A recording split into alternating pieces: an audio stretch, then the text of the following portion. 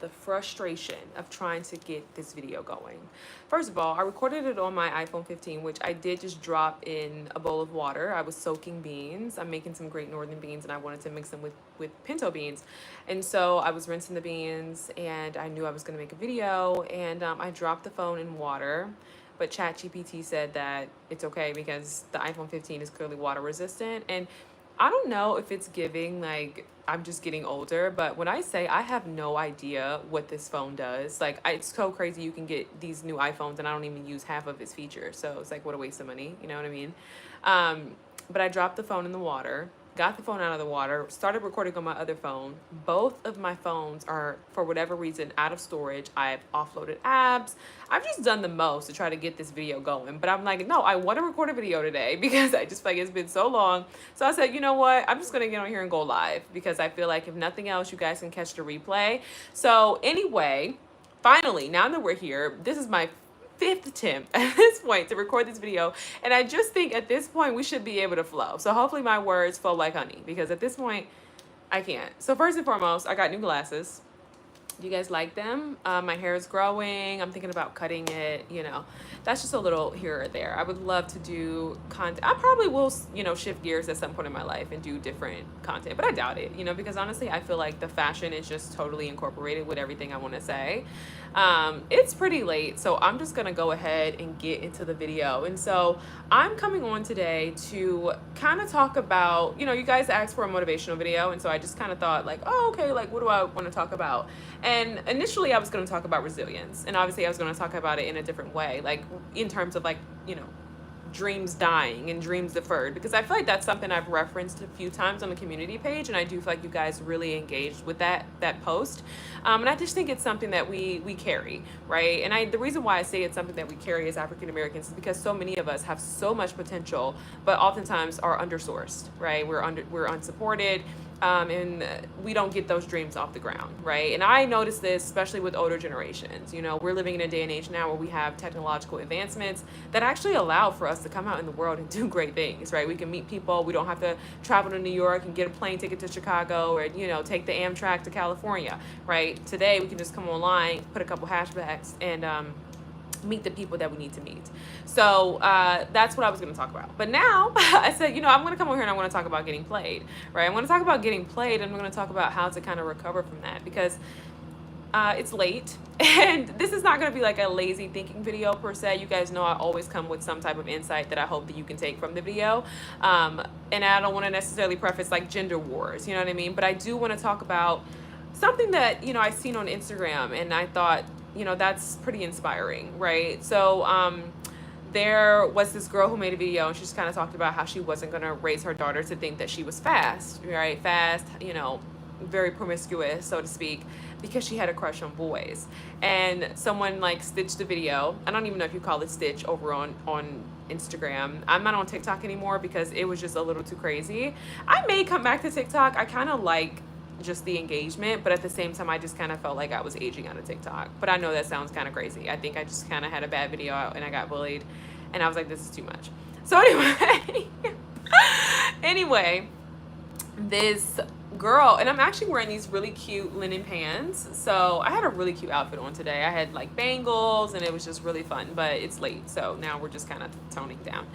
But anyway, she talked about how she's not going to raise her daughter to think that she's fast. And I thought this was really good. And so someone stitched a video, and she just was sharing her 2 cents. She's like, you know, at the end of the day, Black women are demonized for liking boys, right? And she said that's why so many of us don't know how to talk to men as we get older, you know, because we're all seen as fast, right? And because we're seen as fast, we never develop the skills to vet partners. And that's why so many of us are constantly getting played. And I said, wow, this would be such a good video to tie into my motivational video that I wanted to make for you guys. And so first and foremost, I see that there are men on this channel, right? So something that I try to do, and I think I've talked to y'all about this before, you know, making sure that I'm bridging the gap. Like, this is not a space where we sit and attack one another. I do my best to try to create more of like a community. And so we have candid conversations. And as a Black woman, I'm going to be speaking from a Black woman's perspective in hopes that this gives Black men the opportunity to be a little bit more privy into the emotional lives of Black women. And so I think so much of the disrespect that takes place within our community is rooted in some of the foundational experiences that we have and the ways in which we're socialized, right? And so much of that socialization is predicated on subconscious behaviors that we've adopted just due to stereotypes, right? We're acting out of things and we kind of fall into the stereotypes because we're not conscious. And there's no one to kind of teach us how to be a little bit more conscious with our engagement of one another.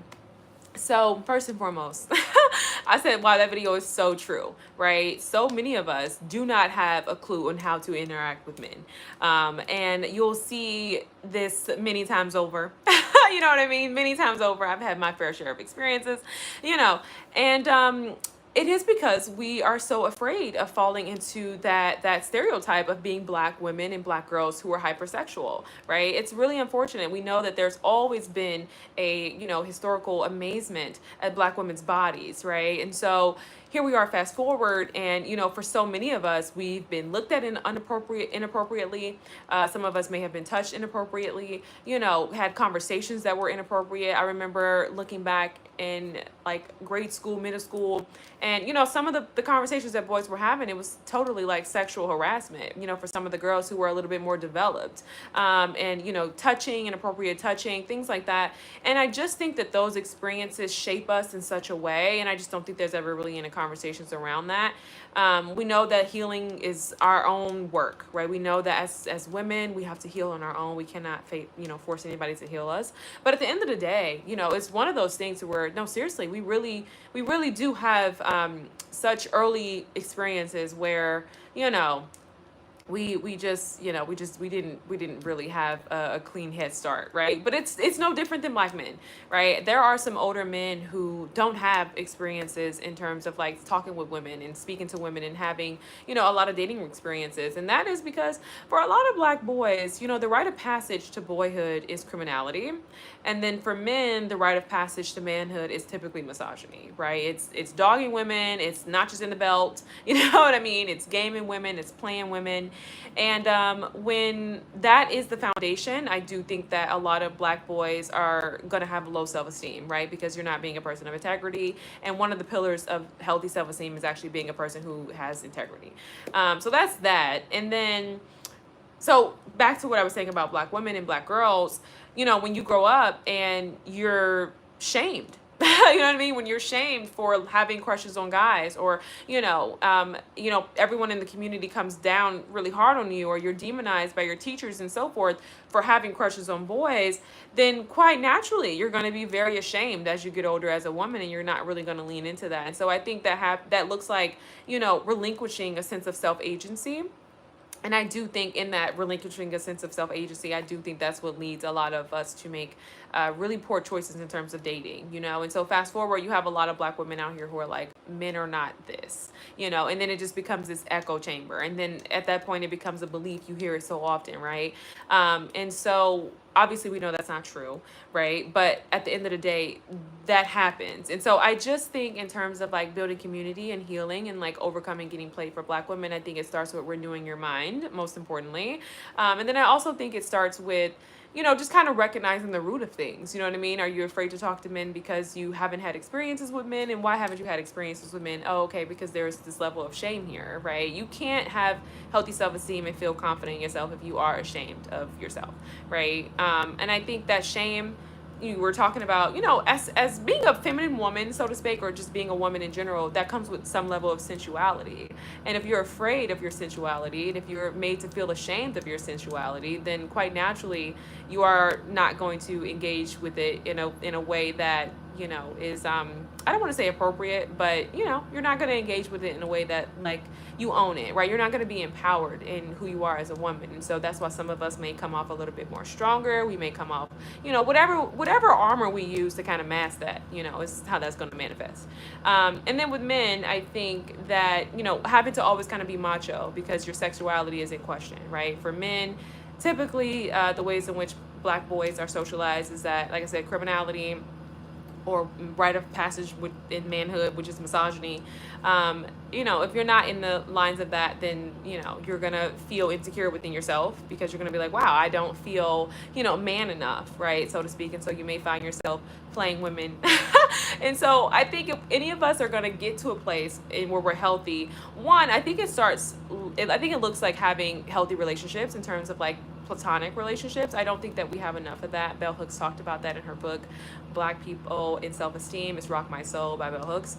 She just kind of talked about that. She talked about how for many black women and black men, we don't have healthy friendships. Like that's not something that we see, you know, any like commonly. I think oftentimes there is this expectation for some level of, you know, and I don't even want to say romance in a sense of like, you know, dating. I'm saying like, you know, intercourse, you know. And so I do think we have to kind of get back to like, what does that look like, you know? And you'll kind of hear it today, like a lot of the terrible advice. It's like, well, you know, if you meet a man and he doesn't want to get married, then you need to cut him off. And it's like, that's terrible advice. That's horrible advice. You know what I mean? And I think that so much of that is really just, that's like, and I've heard a black woman say that online, but I think so much of that is kind of rooted in like, now obviously you know, we're making room for like simplicity, right? Like someone may want to get married and so they may say, yeah, like if someone says they don't want to get married, then that's, you know, but I think at the end of the day, people can lie, you know, people can lie.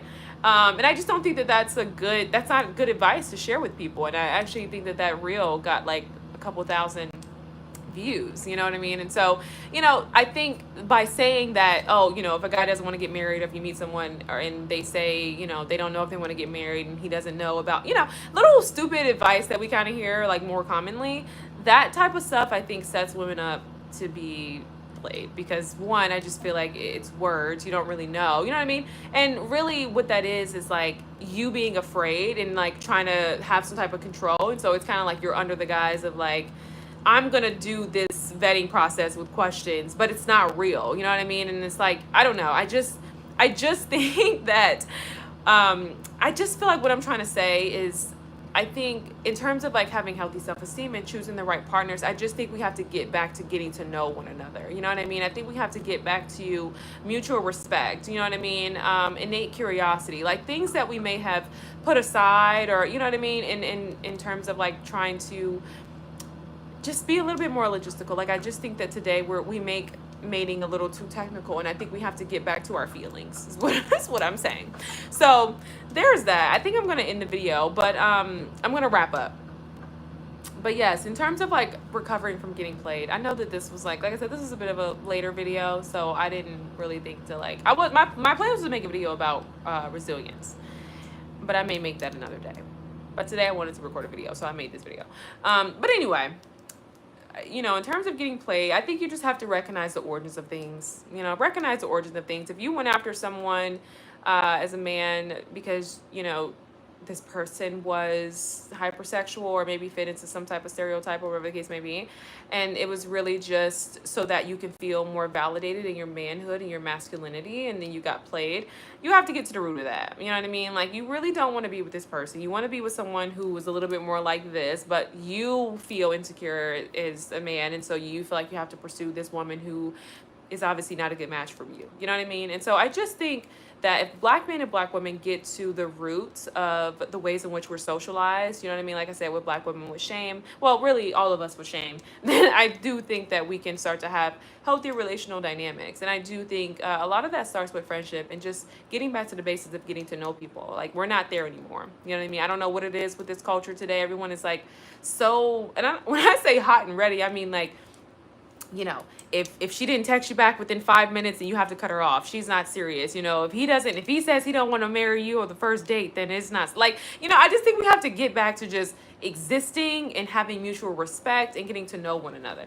You know what I mean? And just learning how to be in harmony and in community with one another. I think so many of us are just, you know, we're dealing with so much and we don't know it. And we're wondering why things aren't working. You know what I mean? It's not black people. It's not a black issue. It's like, you know, there's a socialization issue, and it's the ways in which we're socialized. And I just think that that's how you'll get to the crux of it. You know what I mean? Like, okay, what have you been taught? And what are you showing up as? You know what I mean? Like, if you're afraid as a woman, you're afraid of being played, you are going to come off a little bit more like, does he want to get married? And it's like, that's not a good vetting position.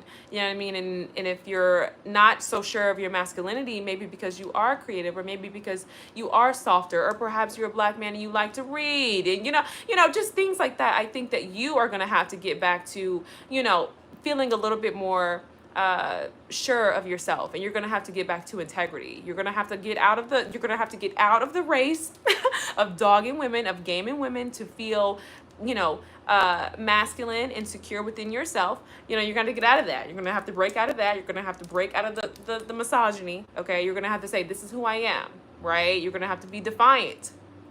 You're going to have to say, I respect women. Okay, I love my mom. I love my sisters. I love my friends, my teachers, my colleagues, whatever the case may be. And you're going to have to be okay with like treating women with respect, and people may be looking at you sideways. You're going to have to be okay with that. You're going to have to be okay with that. And you're going to have to be, confident in your masculinity. And I think you'll get to a place of confidence and self-esteem when you start to honor yourself and your integrity, But if you're just out here gaming, playing, then no, you're never going to have self-esteem, because And then, like I said, for black women, you have to get to the roots of like, just unlearning things and understanding the shame, because shame is what, makes us hide. You know what I mean? Shame is what says you're not worthy. Shame is what says, there's something wrong with you for liking this guy. There's something wrong with you for having a sense of agency, or, having these feelings. And, if you don't really know what to do with that, then you're going to feel that way. And I think you'll get there when you start to undo the shame. You'll get to that place where you have a little bit more sense of agency about yourself, and you'll feel more confident in the choices you make when you start to undo the shame. But until any of us undo the shame, we're just going to be beating up on each other. You know what I mean? Because you have a bunch of people who feel unworthy. You have a bunch of people who have had really unfavorable experiences, and they don't know why. But the world is giving them rhetoric. You know what I mean? The world is telling them why they're having these experiences. And a lot of people are on podcasts today saying why they're having these experiences, but they don't actually know why they're having these experiences, because it's, very subconscious, and it's a bit of a social issue, right? And how we're socialized to, be in community with one another. So I hope you guys got something from this. I hope now you can recover from being played. I hope that, this video wasn't too painful. It's not typically like, my videos where I'm like really knee deep in some stuff. And like I said, I recorded this video about 5 times. Now, at first, it was giving that, but now it's not giving that. It's giving, I'm tired. I'm getting ready to go to bed. I'm going to do some stuff before I go to bed, because I got some stuff to do, but I'm going to bed. It was a great day. This was fun. I really enjoyed recording this. I think in the future, I'm just going to go live when I don't have any storage on these phones. And I don't know how I can have 2 phones with no storage. And I don't know how Apple charges me every month, and I still have no storage. I'm honestly considering Samsung. Yes, I'm considering going to Android, because this is ridiculous. I don't understand. Like, how? What am I paying for? What am I paying for you to hold my apps? Does the phone not hold the apps? You mean, what are we doing, Apple? What are we doing? Is the phone not holding the apps? Like, what are we doing? I don't understand why I'm paying for extra storage, and I don't have storage on the phone. What is the phone storing? If I'm paying for extra, what is the phone storing? Please tell me that, because I'm not a photographer. I don't have that many things on here. Like, what are we doing? You know what I mean? So I will be taking my behind to Android if y'all keep this up. I want you to know that right now. I've been a long-term customer. I owe Sprint today, but that's none of your business. Okay? I've had every iPhone up until this point, and y'all still doing the same old. You keep giving us new camera features. Do something about the storage. Can we use the phone? Do something about the storage. Thank you. Y'all have a good night.